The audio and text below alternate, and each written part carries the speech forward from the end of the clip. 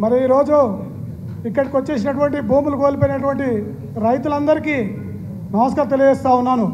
మరి సభకు కూడా నమస్కారం తెలియజేస్తూ ఉన్నాను. అన్నగారు 3 మండలాలకు వెళ్ళి నిజంగా రైతులు కోల్పోయిన 20% వచ్చారు. ఇంకా చాలామంది రాలే. ఈ భవన్ కూడా సరిపోకపోతుండే పోయిన వాళ్ళు అంతా వస్తే, కానీ వాళ్ళకి చాలా బాధ ఉంది.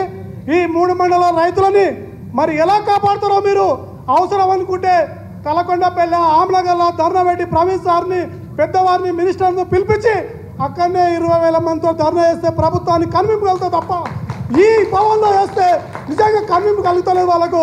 మరి ఈ ప్రభుత్వం ఏ పని చేయదు తెలుసు. మరి వాళ్ళు ఇవన్నీ నాటకాలు ఆడుతారు. BC% 42% అని వాళ్ళు ఎమ్మెల్యే ఎలక్షన్లు సర్పంచ్ ఎలక్షన్ 2 ఒకటిసారి చేస్తారు. అది మనకు తెలుసు. ఇవాళ గ్రామీణాల్లో కుంటుపడిపోయింది.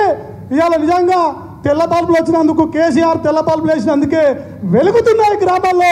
లేకపోతే వాళ్ళకి చీకటి ప్రభుత్వం ఇవాళ మిషన్ కాకతీయ లేకపోతే నిజంగా ఇవాళ నీరుకు ఎంత ఇబ్బంది పడు తాగడానికి ఎంత ఇబ్బంది అవుతుందో మనకు అందరికి తెలుసు.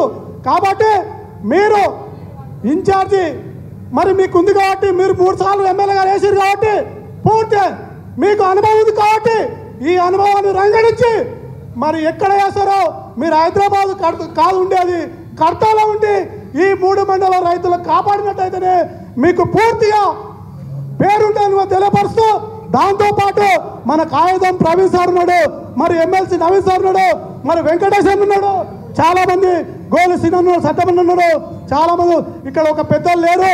మరి వాళ్ళు చనిపోవడం జరిగింది.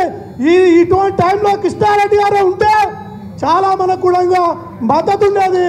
మరి వారు లేరు కాబట్టి మరి చాలా బాధపడుతున్నాం. అన్నగారు మీరేం చేస్తారో ఈ రైతులను కాపాడకపోతే బాగుండదు.